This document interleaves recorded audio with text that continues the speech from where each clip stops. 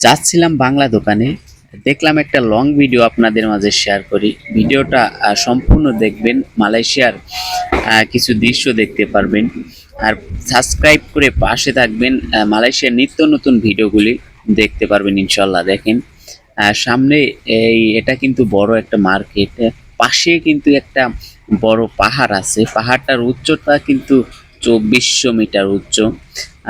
অনেক বড় পাহাড়, কিন্তু এই পাহাড়ের উপরে কিন্তু আমরা মাঝে মধ্যে যাই কাজে। এটাও কিন্তু একটা বড় মার্কেট। দেখেন মার্কেটটার নাম হচ্ছে হিরো মার্কেট। ঠিক আছে, এখানে কিন্তু অনেক কিছু পাওয়া যায়। এখানে কিন্তু অনেক কেদাই আছে। কেদাই মানে দোকান। দেখেন আমরা বাংলা দোকানে যাচ্ছি, আমার সাথে এক বড় ভাই আছে।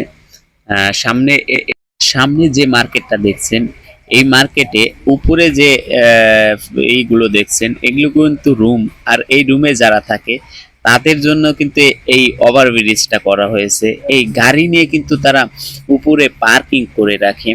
দেখেন এই ওভারব্রিজটা, দেখেন আমি আরো ভালো করে দেখাবো। এই ফ্লাইওভারের উপর দিয়ে দেখেন একদম ভিতরে চলে যায়, মার্কেটের ভিতরে। উপরে কিন্তু বাসা বাড়ি, নিচে কিন্তু মার্কেট। মার্কেটের ভিতরের অংশ এটা। গিয়েছিলাম ফার্মেসিতে। যখন গিয়েছিলাম তখন এই অনুষ্ঠানটা চলছিল, তাই আপনাদের মাঝে শেয়ার করলাম। এটা হয়তো বা চীনাদের কেরাতে খেলা হচ্ছে। এটা কিন্তু প্রতিযোগিতা হচ্ছে। এখানে কিন্তু অনেক দল আছে, সাইডে অনেক দল আছে। সবার খেলা কিন্তু নির্বাচকেরা দেখছে এবং তাদেরকে পয়েন্ট দিচ্ছে, কে কত পয়েন্ট পাচ্ছে। দেখেন সবাই কিন্তু ল্যাপটপ নিয়ে বসে আছে নির্বাচকেরা। দেখেন খেলাটা অসাধারণ একটা খেলা।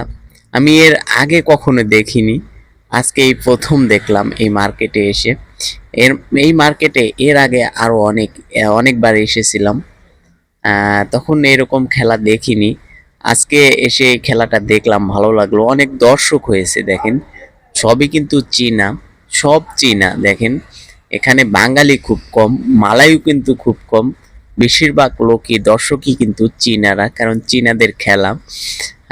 দেখেন অনেক দর্শক নিচে উপরে সব জায়গাতে কিন্তু দর্শকে ভরা।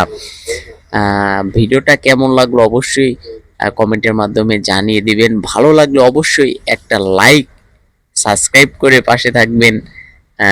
ইনশাল্লাহ মালয়েশিয়ার নিত্য নতুন ভিডিওগুলি পেয়ে যাবেন। সবাই ভালো থাকবেন, সুস্থ থাকবেন।